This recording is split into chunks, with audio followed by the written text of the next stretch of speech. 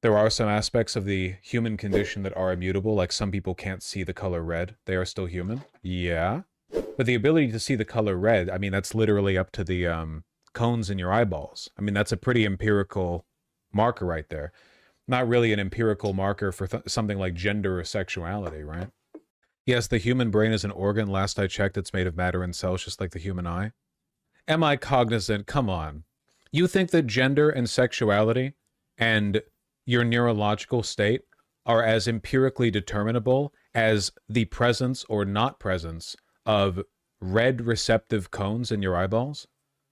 Like that, like you're talking about not just a physiological condition there. You're talking about like the literal, like whether or not they're susceptible to or receptive to that wavelength of light.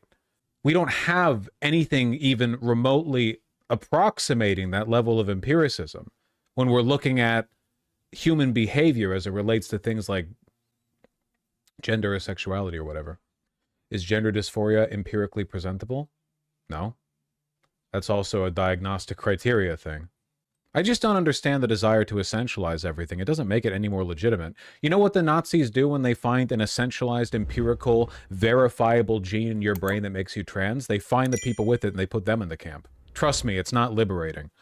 It is, it's not, you're not, it's all a very plastic system. It doesn't mean that it's illegitimate.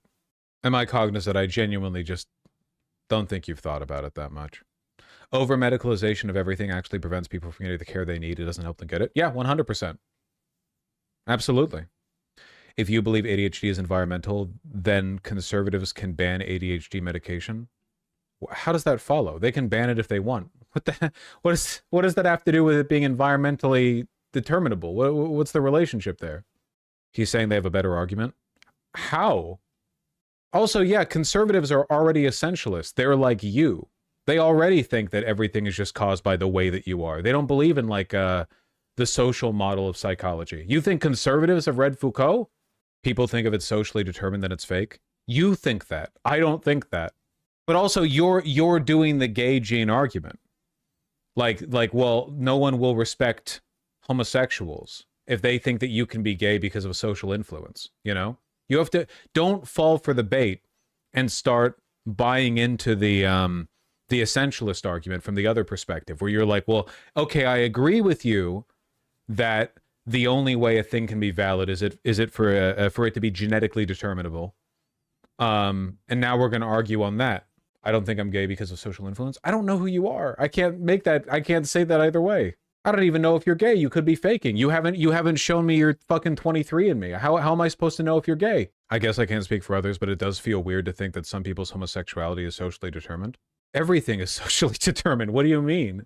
It's all like social expression. There's no, for one, there's no way to know. It's all nature nurture bullshit. But also, like, at the same time, like, we're all susceptible to those influences.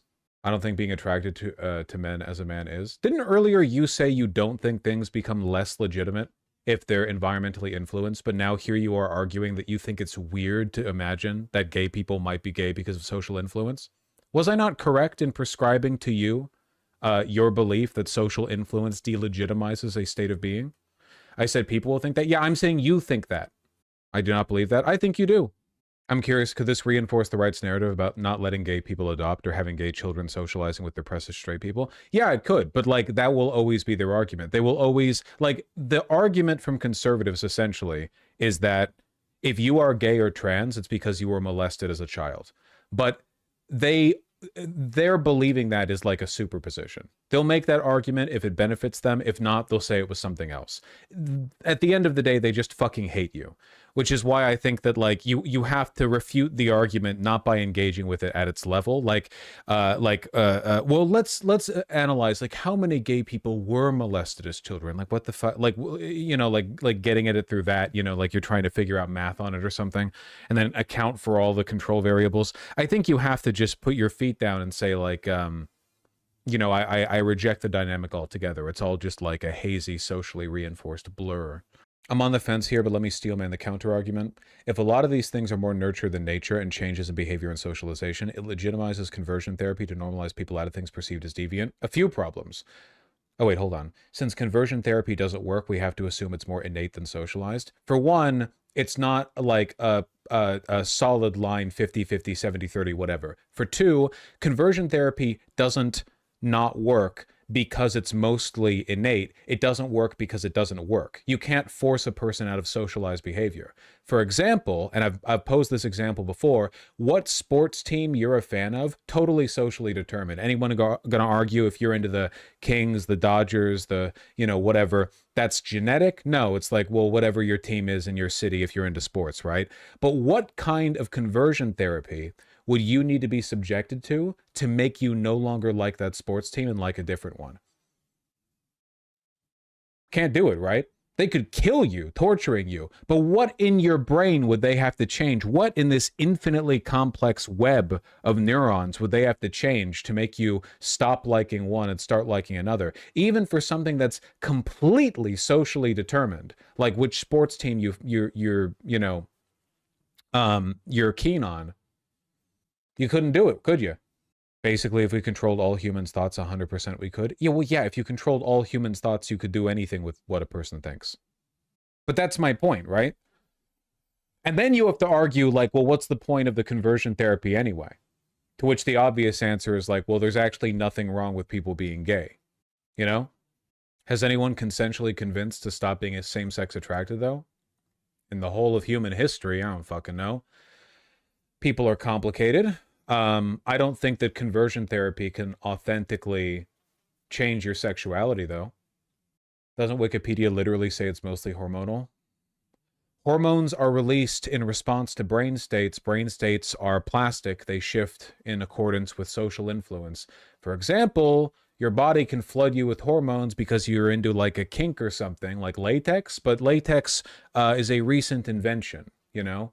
Like, you weren't born with the gene that makes you into latex. Your Paleolithic brain did not lock that in up here. There's social influence, but hormones respond to that. You sure? Yeah. I understand, but I mean, it's believed to be womb hormones and stuff that happens before you're born. Sure, with a lot of stuff, and that would be nature. But nature can also be altered through nurture. So it's not like it's a clean template that's left unaltered in your life. Yeah, but can a human make himself not same-sex attracted even with conscious effort? Make themselves? I don't know, maybe. Not be? Yes. There are many, many, many cases of people who at some point in their life had a different sexuality to other points in their life. But how does that make? I don't know what you mean by make. What do you mean by make? Can you give an example of that? Can you not think of any, even in your own life with people you know, people who at some point were bisexual, but then later in life they weren't, or people who were heterosexual, but later became bisexual, or you did like, because I can think of like even people I know who have had that happen. So presumably it's not that uncommon. People usually describe that experience as discovering their true self, not as a change. I think that's cope. I think that's because we essentialize sexuality. Like I think that's because we make people think that these things are like locked in, concrete, unchanging factors of their mental state, so that when something about it changes, they're like, oh, I'm discovering the new me. When in reality, like, yeah, your interests can change. Yeah, God, haven't you seen fucking trans people talk after they get on HRT? And they're all like, oh my God, it turns out my sexuality is different than I thought it was. It's not discovering your true self. Your brain chemicals are changing. Doesn't that just enable the sexuality as a choice argument? Not that it's a choice, that it's socially influenced. Just, there are tons of things that are socially influenced. That doesn't mean they're a choice, like a conscious choice. A choice is behavioral, right? You choose whether to go on a walk or stay indoors. You choose whether to DoorDash or make something out of beans and rice, okay? What kind of person you become may end up being an aggregate, like a combination of your individual choices, but that doesn't mean that you chose to be those people, you know?